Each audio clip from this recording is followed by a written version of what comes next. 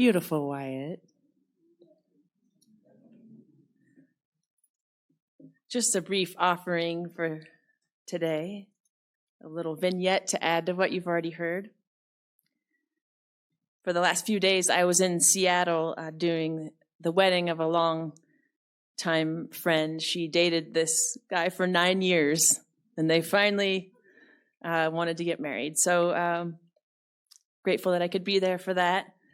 And as I was heading to the airport, I was in a cab, and we drove by a row of tents in downtown Seattle, and the cab driver began a sort of sermon. "This is the richest country in the world," he said, "and look at this." He went on to lament about how much money we send overseas when our own aren't cared for. "Veterans," he cried out, "even veterans aren't cared for." He seemed to think I didn't know any of this, and surprised even as he said it out loud that many of us know this truth already. Born in Egypt, he has called Washington home for the last 29 years, and he was effusive with praise about what had been made possible by immigrating to the U.S. He told me that he often has to work 12-hour shifts, and he regularly works 7 days a week. I agreed that it was hard to live life fully with that much work. We talked about our kids, where we are from, and over the course of the ride, we connected mostly around agreed upon concerns and shared hopes. Overturning Citizens United, instituting term limits, fixing the problems at Boeing. We both had a long list. We agreed that we need the kind of health care our elected officials have, and that we both plan to be alive for the great turning toward a different kind of way of being together. I never would have guessed how much in common I had with an older Egyptian American man. And I never would have guessed how much such a connection lifted me up. It's clear that part of how the current painful status quo is maintained is our disconnection, our sense of being separate and divided and different. We can easily feel as if many have given up and don't care, or that we don't all belong when that just isn't true. I loved the story we heard from Wyatt in the Gospel of Luke, where Jesus invites us to imagine a great banquet, a banquet that feels something like the realm of God. The host sends his helpers to announce to all who are invited that it's time to come eat. But the host begins to receive excuses about why they can't attend.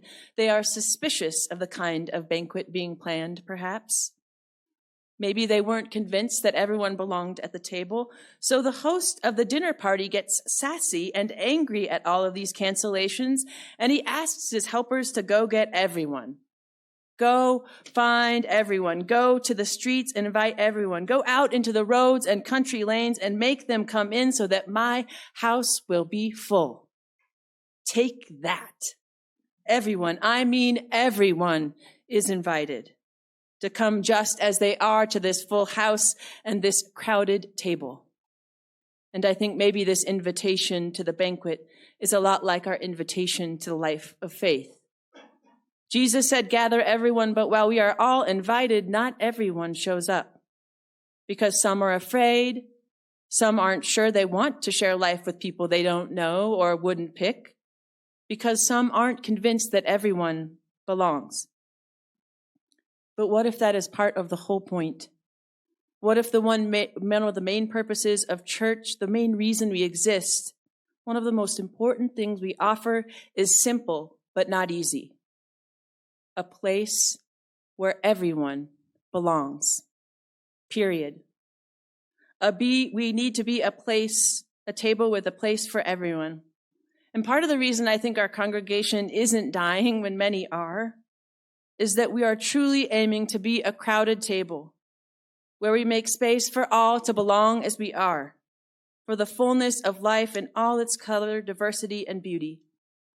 Cameron Trimble, a minister in the United Church of Christ and a church consultant, recently wrote that vibrant, wild, living churches are full of the healthy nutrients of trust, curiosity, and community. They feel like a wildflower garden with colorful people, lots of energy, and a freedom to bring all that we are. And she said, there are also congregations that feel like a manicured lawn. You have a sense of suspicion of the outsiders, the expectation of behavior that feels performative, and an impressive aura of control that reminds one of a funeral service more than a birthing room. At this banquet, here at our table, there is room for colorful people and the freedom to bring the fullness of who we are. As Rosario Butterfield wrote, radically ordinary hospitality characterizes those who don't fuss over different worldviews represented at the table. The truly hospitable aren't embarrassed to keep friendships with people who are different. So, beloved of God, we are living in a time where we can easily feel as if many have given up and don't care, or that we don't all belong. But the truth is that there is a place for everyone here in this full house, in this crowded table. Now we're going to take just 2 minutes and turn to those around us, reflecting on how we can live more fully into our commitment to be a radically inclusive, extravagantly hospitable community of faith.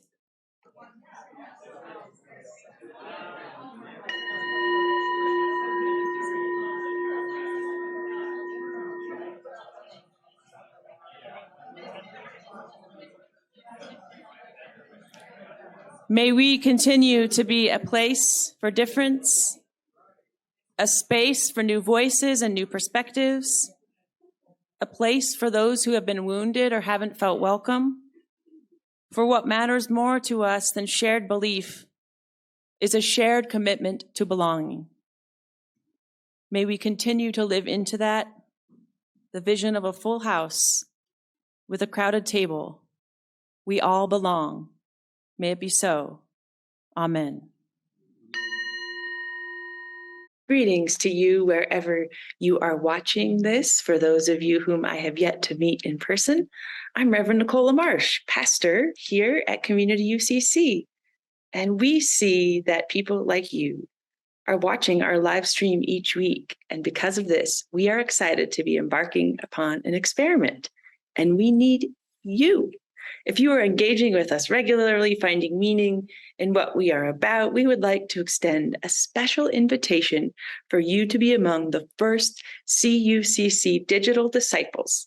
For signing up for just $10 a month, you will receive a t-shirt with the new CUCC logo. And we are also exploring the idea of offering other content to those of you who are part of this new and growing area of digital ministry. Sign up to support us in this new way at cuccboulder.org/support by clicking on the yellow donate tab and noting you are a digital disciple in the instructions. Or as always, we welcome an old-fashioned check mailed to us at CUCC, P.O. Box 3646, Boulder, Colorado 80307. Thank you for being and building beloved community with us, and thank you for your gift, whatever it might be.